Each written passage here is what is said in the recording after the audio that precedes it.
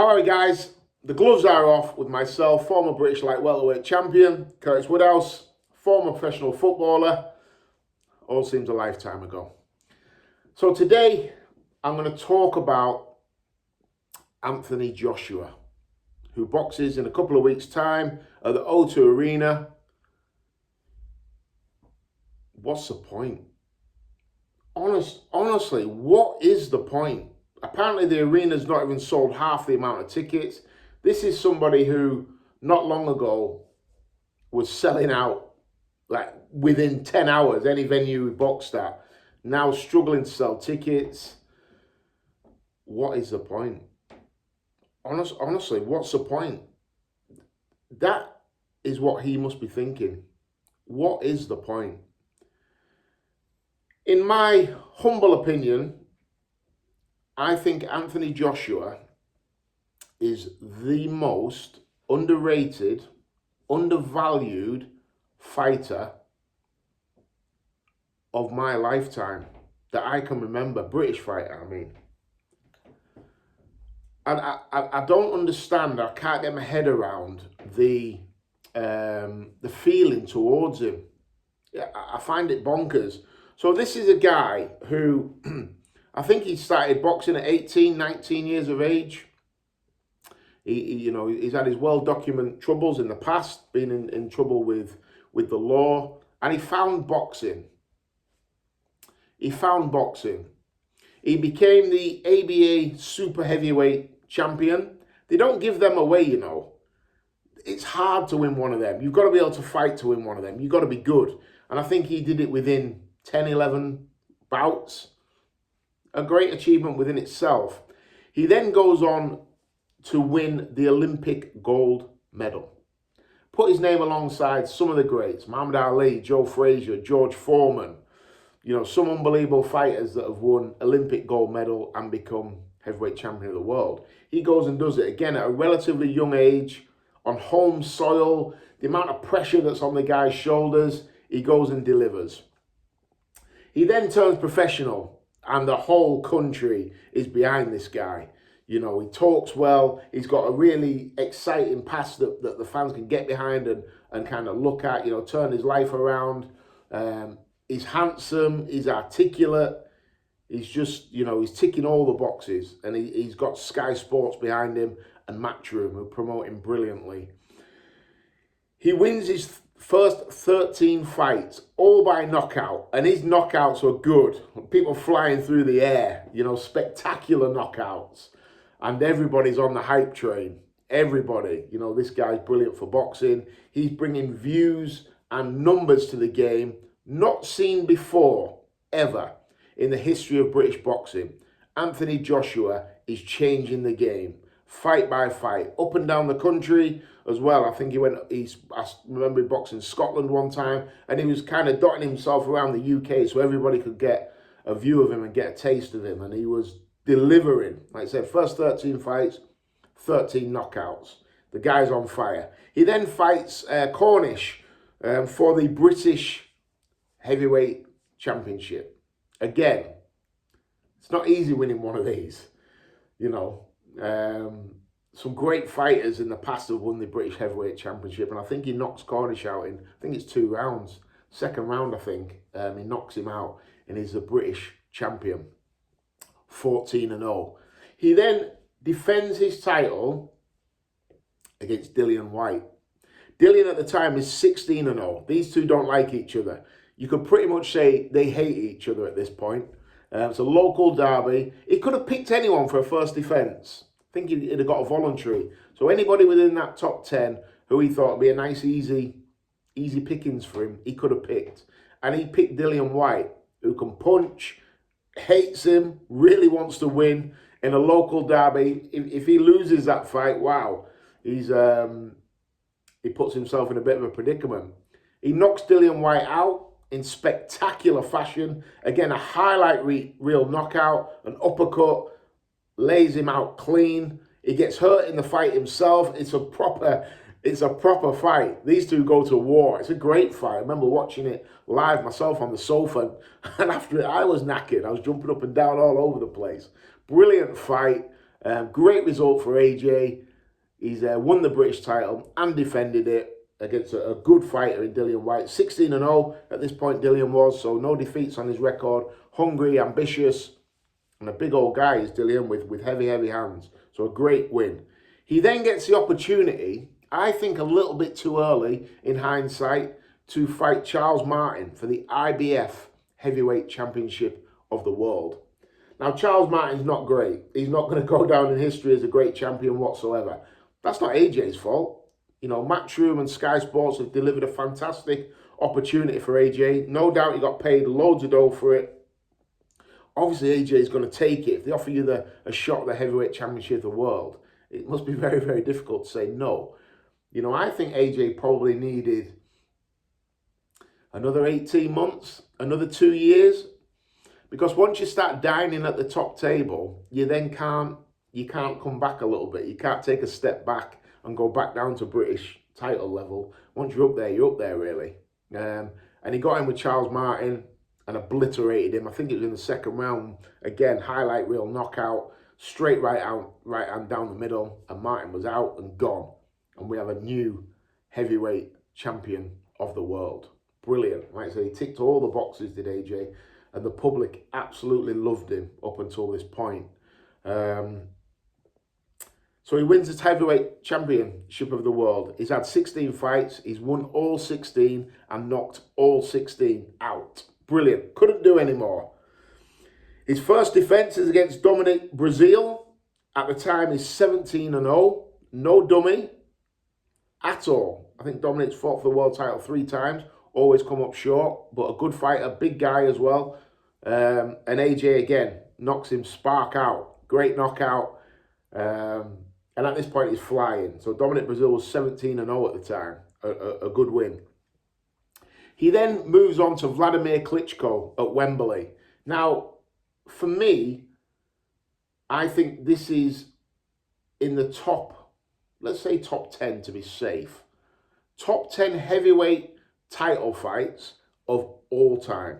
In the history of boxing, Anthony Joshua versus Vladimir Klitschko at Wembley, in my opinion, is in the top 10 greatest heavyweight title fights of all time. It was an absolute barnstormer. AJ was down heavily, and I think if Klitschko was a couple of years younger and a couple of years fresher, could have potentially, probably, if I was a betting man, would have stopped AJ in that fight. But AJ rallied, recovered, got his breath back, and stopped Klitschko. I think it was in the 11th round. I might be wrong. It was late on. And he stopped him in an unbelievable fight in front of, I think, was it 90,000 people at Wembley, breaking Carl Froch's record. Sorry about that, Carl. I know you won't like to hear that. But breaking Carl Froch's record for the biggest attendance ever at Wembley for a boxing match for sure. And all of a sudden, this guy is, probably this is the height of his fame, I would say. And the whole world is behind him. The whole world loves him. And life was probably fantastic for AJ at the time. He then defends his title against Takam, a tough man, good fighter. Takam beat last week Tony Yoko the other week, who's an Olympic gold medalist himself. Takam is no dummy. Takam is a good, solid top 10 fighter. And AJ, first defense against Takam. Did AJ stop him? I think he stopped him, yeah. He stopped him. He then goes on to fight Joseph Parker, who at the time was 24-0, the WBA champion of the world. He unifies the belts against Joseph Parker. Again, we've seen Joseph on these shows a lot against Dillian Whyte. Had a war with Dillian Whyte. And had an unbelievable fight with Joe Joyce not so long ago, where they just stood there and went for it. Joseph Parker can fight. A big old guy, strong, powerful, good combination puncher. And AJ beat him on points. Quite a polished display. Stayed out of trouble, really, and outboxed him and won, and was a unified heavyweight champion. Amazing. His then next fight is against Povetkin. Povetkin again. I think he was an Olympic gold medalist himself. had mixed in good company, was coming off the back of a knockout against David Price, a highlight reel knockout as well. I think he hit David Price with a left hook from hell, which stopped David Price. And AJ stopped Povetkin, and that is a good win. I think an underrated win that is for AJ on his record. And after that fight, Povetkin has gone on to beat Hughie Fury, got a draw with Michael Hunter, and has knocked out Dillian White. You know, Povetkin's over the hill now, but at the time, you know, people saying, oh, it's only Povetkin. He's lost to Klitschko already. This was a good Povetkin that Anthony Joshua beat. And then it starts going all wrong for AJ. He loses to Andy Ruiz in a shock, you know, that shocked everybody. You know, his body language for that fight was very, very strange. Walking to the ring, and he loses. And the thing that I find like unbelievable is the reaction to his loss. Bearing in mind, this is a guy that has just done all those things I've told you about. Set new records in British boxing. British boxing isn't where it is today without what Anthony Joshua has done. You know, I was brought up watching boxing in the mid to late 80s. You know, arenas and filling out arenas just was not a thing. It was not a thing at all. Football stadiums, arenas, 60, 70, 80, 90,000 people. O2 would sell out overnight if Anthony Joshua was fighting. 20,000 people gone, done, overnight. Boxing has not always been like this. And this new generation of fan have probably had it too good. And they've had it too good off the back of Anthony Joshua. He loses to Ruiz. And because of how Ruiz looks, I suppose he's not, you know, he's a little bit chubby. He don't really look the part, but Ruiz can fight. And AJ probably got his tactics wrong. He dropped Ruiz, went in to finish him, got nailed with a left hook on his temple, lost his equilibrium, and ended up getting stopped. And it was a shock. It wasn't on the shock of when Mike Tyson lost to Buster Douglas, but it was a shock. So when Mike Tyson lost to Buster Douglas, Tyson didn't rematch Douglas straight away. Did he? Very rarely when a high-profile fighter gets beat, they go straight back in with a guy, especially if they've just been knocked out. Very rarely. Anthony Joshua did. He goes in the rematch against Ruiz, boxes brilliantly behind a long jab. Ruiz can never really get into it, and Joshua probably wins 10 of the 12 rounds at a canter, and he's a two-time heavyweight champion of the world. Again, amazing. Coming back from adversity. What if he loses to Andy Ruiz again? What if he's probably done, or he's staring down the barrel of being done? But he goes back in, and I thought it was a really, really good performance. He gets hammered for it in the aftermath. Gets absolutely hammered, like he did for the first fight against Andy Ruiz. Got absolutely torn to shreds. And then wins brilliantly, changes tactics, gets torn to shreds again. Again, he must be thinking, what's the point? What is the point?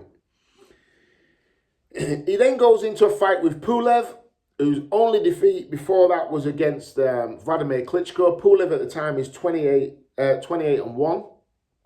Pulev, again, can fight. He's a big old guy as well, 6'7". And Anthony Joshua knocks him out in another really, really good win. We then bounce on to Alexander Usyk, the first fight. Now, Usyk, this guy is the real deal. His amateur record is ridiculous. He's had like 300, I think it is, amateur fights. I think he's lost 5. Like something obscene. Come up through the weights. I think he boxed as a middleweight as an amateur. Turned professional as a cruiserweight. Undisputed cruiserweight champion. We probably know Alexander Usyk more famously for his fight with Tony Bellew that was on English soils. And he knocked Tony Bellew out, I think it was in the 10th round. And it was a heavy knockout, bad knockout. And Usyk that night looked great. He looked calm, calculated, cool, and a banger as well. That's probably, I think it was in the Super 6 as well, where he cleaned that up, you know, beat some top guys. I think that's where he first came on the scene with the British fight fans. He then goes, so this guy can fight. He turns heavyweight. I think he beat Chisora.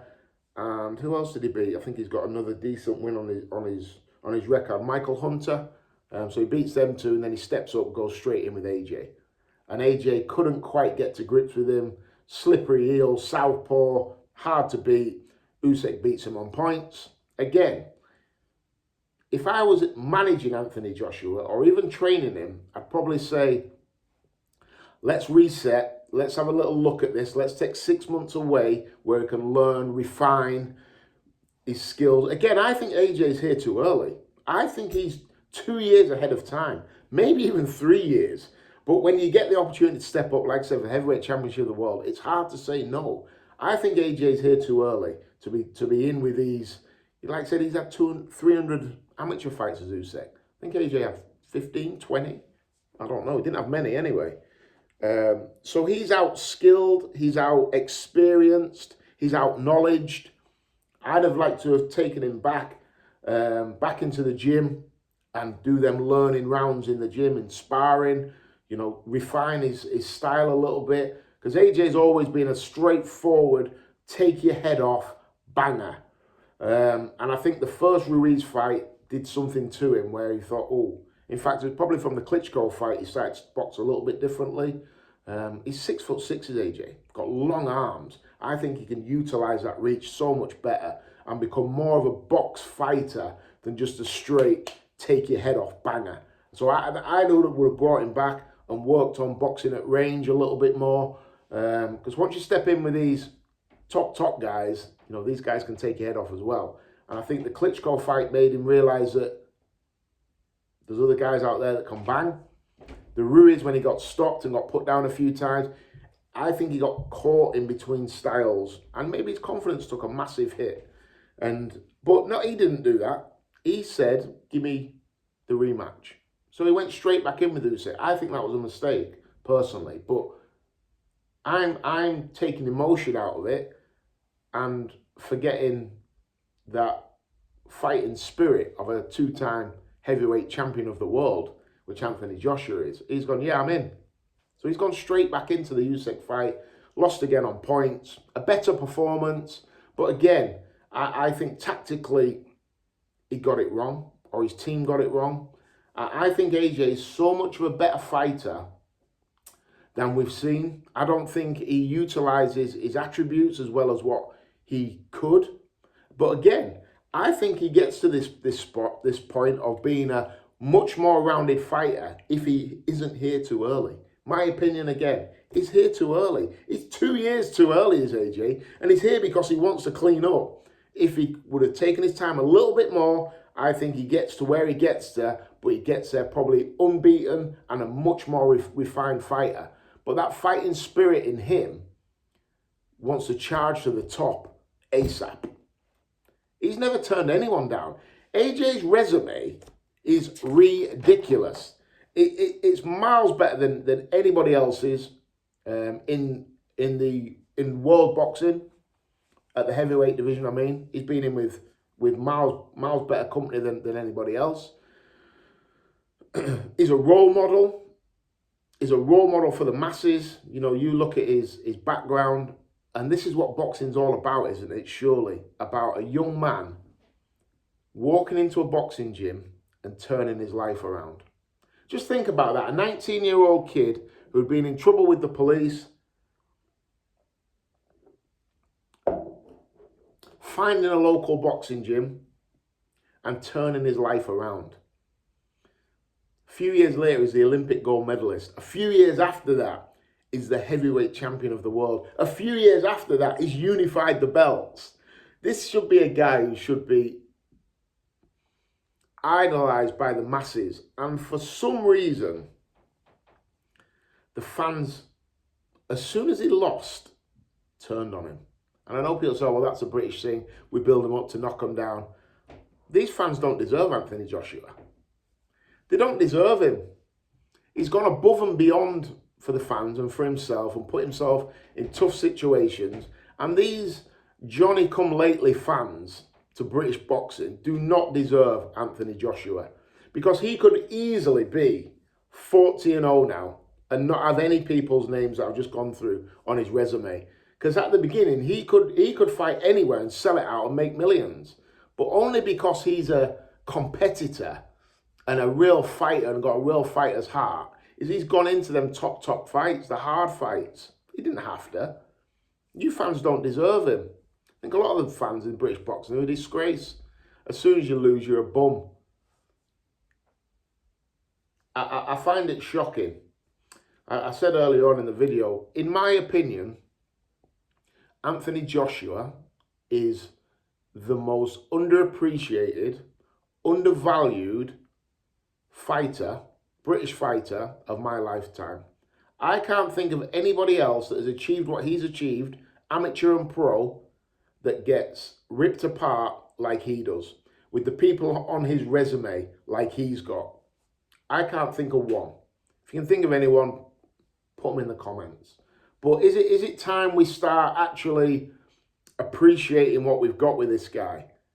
Is it time we take a step back and think, let's just have a look at what this guy's done and is continuing to do? And at the minute, he can't even sell out the O2 Arena. He's fighting in 2 weeks. The fans have kind of, nah. And he's fighting Jermaine Franklin. He's no dummy. You know, I had him beating Dillian Whyte in his last fight. I think I had him 2 rounds up. I thought he boxed well. I think AJ will go through him. But still, give the guy a chance. You know, he deserves a little comeback one. He's not had any before. He's gone straight in at the deep end. Let the man breathe. Give the man chance. And give the man the credit and respect that he deserves.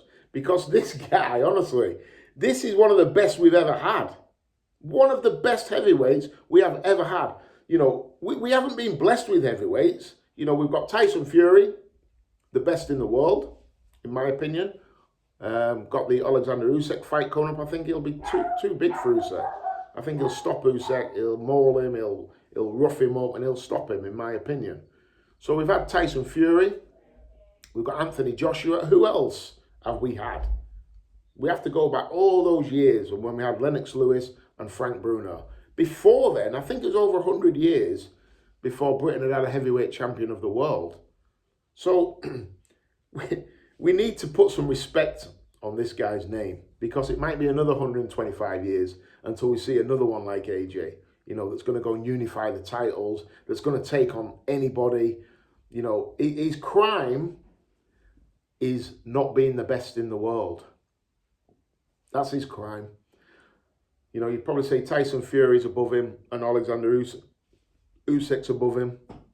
He's the 3rd best heavyweight on the planet, and that's his crime. And that's what you, the new fans, jump on him for and rip him apart. Whereas, you know, I train young kids, and I speak to them in the car on the way to sparring, on the way to the gym, and we talk about, you know, maybe one day you could win an ABA title, or, you know, you can maybe win a British title. And that you see their eyes light up and like, whoa, that'd be amazing. This is a guy that's done it all. ABA champ, British champ. I think he won the Commonwealth as well. Commonwealth champ. 2-time world champion, unified champion. Multi-millionaire. Is that an issue for some people? People don't like to see people doing well. Is that an issue? You know, I get loads of people say, oh, well, what he said regarding the Black Lives Matter thing, you know, I've turned off him after that. It's utter nonsense. It's utter nonsense. People are kind of using that as an excuse to jump on AJ and give him some stick. You don't fool me with that. Put some respect on this man's name. Put some respect on his name. And I'm looking forward to him coming back. And the thing is with AJ, one thing you will guarantee is he'll fight. He will fight. If them opportunities come available, he will fight. You don't need to worry about that, because his record will tell you that he will fight. He'll go in with anyone. I think he's going to be in some really good fights. I'm going down with my son to watch him against Franklin. I want to support him. You know, it hurt me when I seen that people had not come out to buy tickets. Hurt me. This guy deserves more. Deserves miles more. Wow, his career that he's had, honestly, would chop any kid coming through in the amateurs, would chop off their arms and legs to have half of the career he's had, and to carry himself how he carries himself and how he represents the sport of boxing as well. This guy is the one that we should be looking at and saying to the young kids that we're bringing through, be like this guy. People said, oh, when he says stay humble and all that lot, you know, I don't like it. I want him to be. Listen, this is representing the sport how it should be represented. I'm a big AJ fan. I always have been from the start, because he's achieved something. He's gone after his goals and he's achieved. And I love that in people. If you're doing well, I'm a cheerleader. I'm not one of them that, you know, when people does well, I'm bitter and think, oh, God, I wish that was me. I am not that guy. If you're doing well, I'm the first in line to pat you on the back and say, bloody well done, mate. Love that.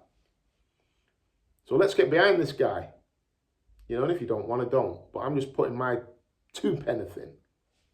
Respect AJ, big up, good luck against Franklin, do the business, and then, yeah, get in amongst the rest of them.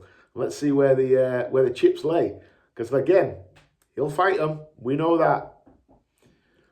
Comments below, guys. Let me know what you think. Because I think there's others out there that feel like me as well. But it's not really cool to be an AJ fan right now, is it? It's not cool.